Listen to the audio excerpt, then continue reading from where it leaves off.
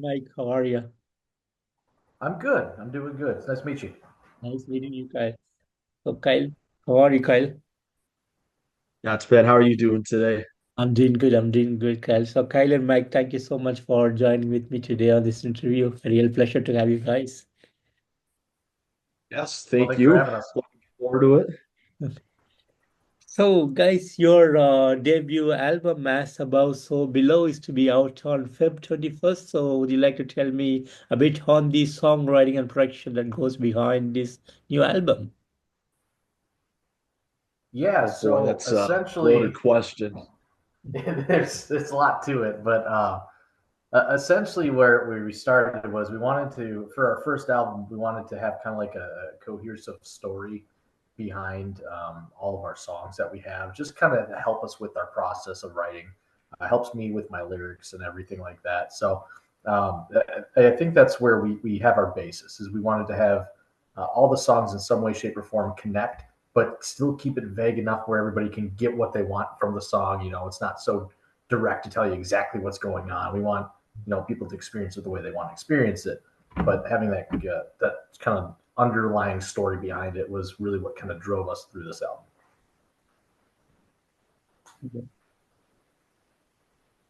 And I believe there is a concept that goes behind this album. Would you like to tell me a bit on the concept or the storyline behind it? Yeah, the first song we wrote for the album was The Outlaw. And it was just a cool name. Our guitarist Owen came in with a really cool riff. And I think originally all the guys, the five of us, we were like, well, if it's like a demon outlaw from hell, like let's not make it like too surface level, but like what could we do with that? And then we just started crafting the story of, he's a tortured soul battling his own internal demons, and we brought that to life through the music where each song kind of complements like the demons he's going through. And then, journeys down into hell. He meets the Dark One, we call him, and towards the end of the album, during the title tracks, a big showdown happens between the two of them. And you take that surface level, but like Mike was saying with the last, his response is you can also look at these songs metaphorically too. Like it could all be in his head. He's battling drug abuse, sex, addiction, like whatever you want, It isn't just like straight up the outlaw versus the devil, you know. Mhm.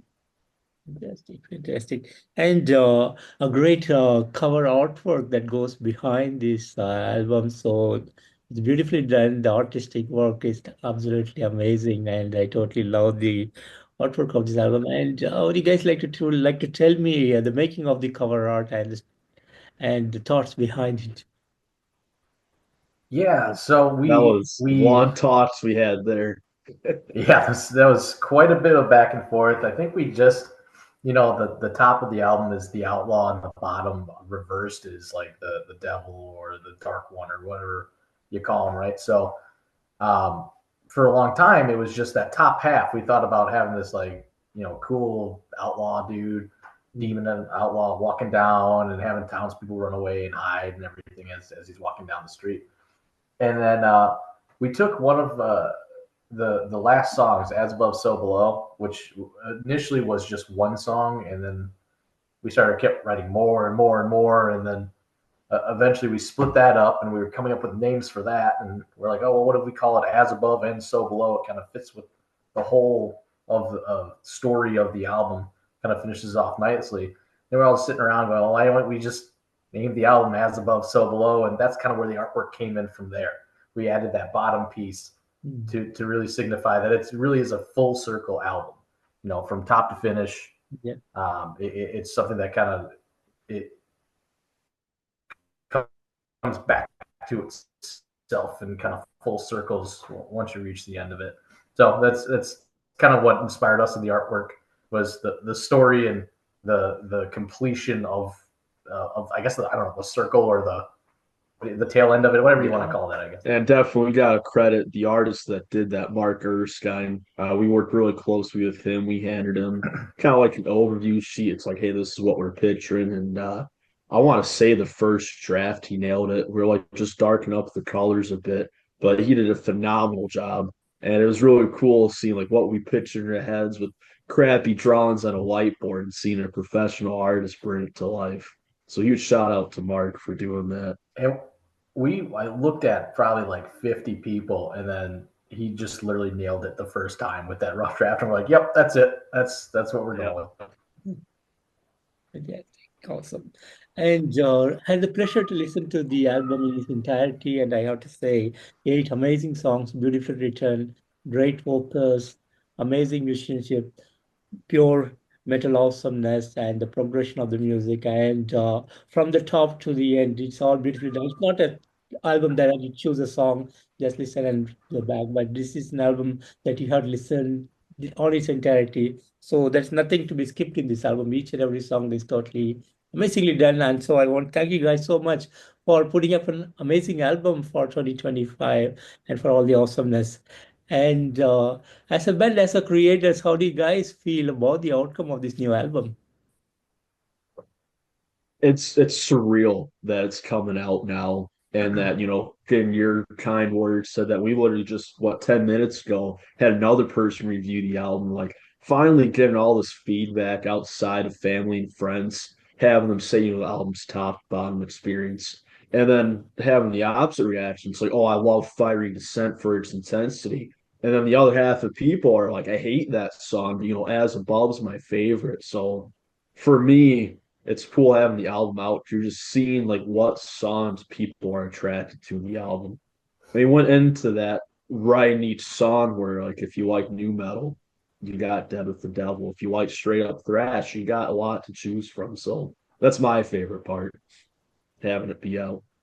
Beautiful, beautiful.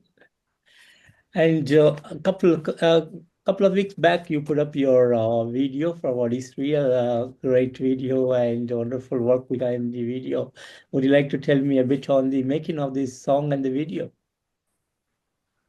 Yeah, so we chose "What Is Real" to be the second single that we released, as well as the one that has a music video, because we feel that it was a song that could be the most, I guess, descriptive, or one of our most um, connected songs that people can really gravitate to and connect with. It's vague enough where somebody you might be going through some negative thoughts in their life, or a downtime in their life, can really grasp hold and understand the words. So we wanted to make a lyric video, or excuse me, want to make a music video that really showcases those kind of negative feelings, to showcase what somebody might go through or might feel. And we just felt that "What Is Real" was kind of the best one out of all of them to do. Fantastic. And will there be a third single video to be released before the album comes out? Not before the album, but we are in the works of a very, very cool third music video one. It's going to come out when the album debuts. And I like it because it kind of takes the more abstract aspects from the Outlaw lyric video that we did, and then combine that with like the story aspects seen in What Is Real. And I don't want to spoil what it is, but we're very excited to see what comes of it. It's in development right now.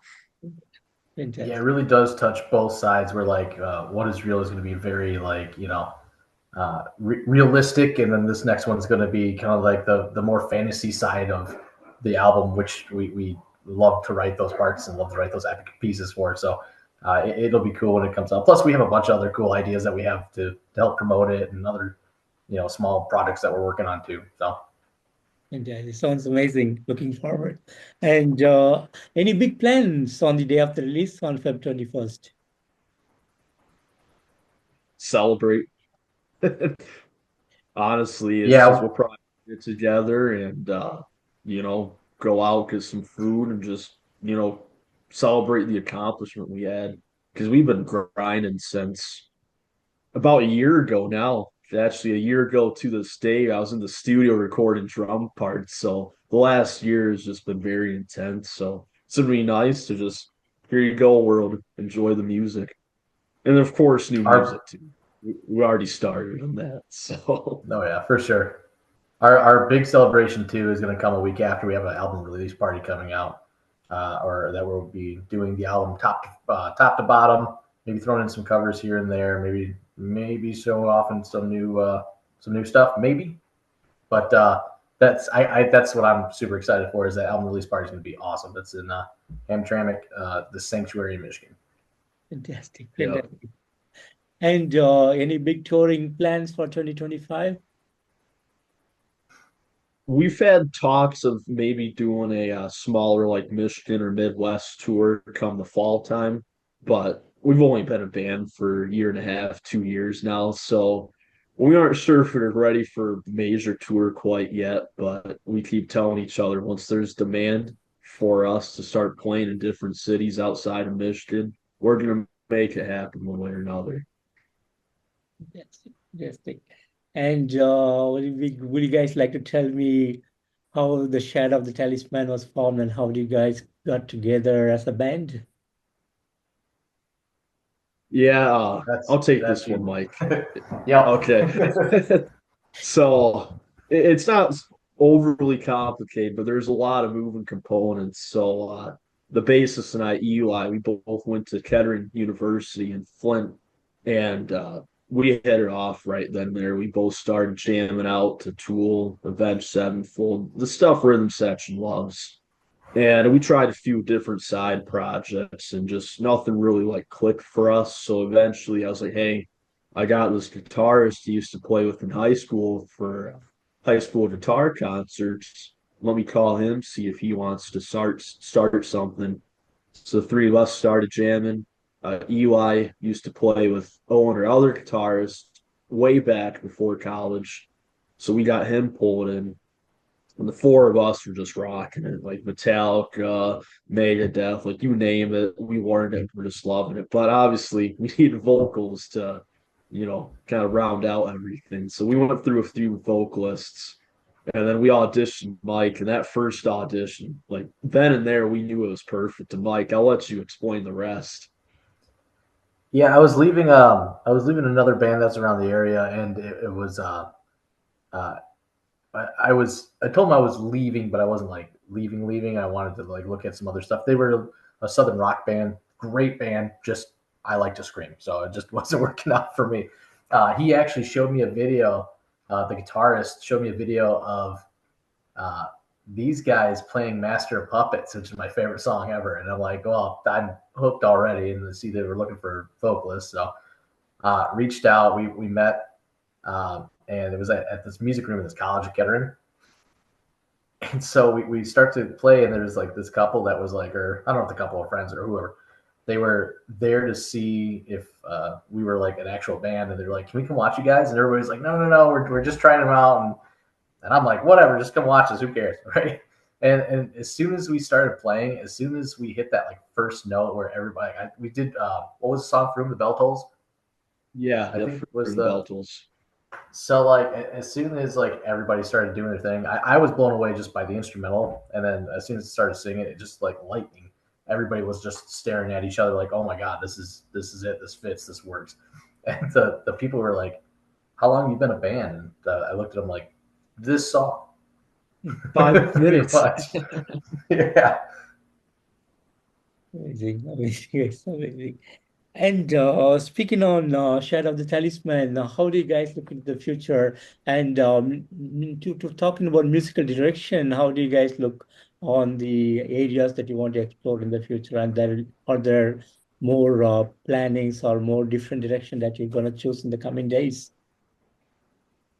Honestly, the way the five of us work, that day, if we're feeling we want to do a Southern ballad, we're going to do a Southern ballad. The next practice, if we want to do death metal, we're doing death metal. So it's like whatever mood hits us that day, we're going to make sure it has our sound, but we don't want to be locked into just being thrash or just being metalcore, like we want to be able to explore those different sonic realms, and that's what we did in the first album. But I know as of right now, the few things we have written, it's heavier than It's definitely the heavy. songs we've written. So I'm not sure if it's gonna stay heavy, but it's gonna be a brutal second album. I told myself I was going to sing more of this album, and then the three songs we have, I do nothing but scream in them. So eventually, I'll come back. We'll find a singing song at some point. Yeah. That's amazing, fantastic. And any big dreams as a band? I mean, I I think know. Go ahead, Mike. I think it's the thing that we every musician dreams about is, you know, quitting the job, going on tour, doing this for a living. I think that's what we are all striving for.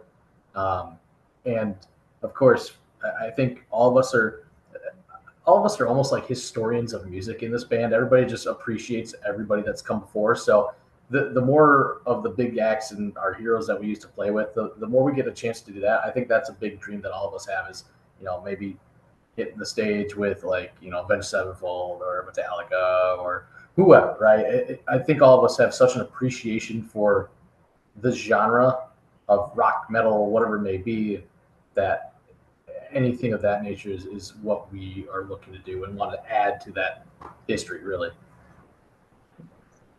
Yep. Awesome. And finally, any message that you have for the fans and the people who are new to Shadow of the Talisman? Oh boy. Definitely reach out in any method you know how to contact us. We got a website, shadowthetalisman.com. We got a cool message board on there. Instagram, Facebook, YouTube. If you find us, send us a message. Let us know what you think of our album, what you don't like. Because we're not a band to push away from critique. If you don't like this, we're going to listen, try to improve upon it. And definitely, number one, show up to shows. Every show we played, people that heard the album before it came out, they said we're a live band, and that couldn't be more true. We have more energy, we play way faster, and Mike just does an incredible job of just pulling that audience in for each song. So see us live. That's the best way to experience Shadow and Talisman. It's the drumming that really forces me to go, So I just, Yeah, that's my muse and my flame is the drums for sure. yes, Mike's amazing. a secret drummer at heart. He's waiting for one day I can't play. He hops on the kit, takes Yeah, my over. arm's broken. Like, I got this. Darn it. I'm sorry, Kyle. I guess I'll take over. Awesome, that's awesome. And Mike and Kyle, I want to thank you both so much for giving me today this wonderful opportunity to have you guys on the show. And a real pleasure to meet you both today. And I want to thank you so much for putting up As Above, So Below, which is to be out on 21st of February. Like I said earlier, a fantastic album, a great new debut album. This is the best album so far I have listened in 2020. I know 2020 just started, but it's the best album I have listened to so far. So thanks for all the awesomeness. And I'm really hoping a lot of great things comes from you guys. And I wish you all the best. And really hoping someday to meet you guys on the road. Absolutely, Keith. Again, thank you for this. We love how much you enjoy the album. And hopefully we're able to see you at that show one day. That'll be Absolutely. awesome. Awesome. That That would be would great. Thanks, man. We appreciate it. thanks, Kyle. Thanks, Mike. You have a great evening and take care of yourself. Bye bye. Yep, you too. Yes, you too. Bye. Bye.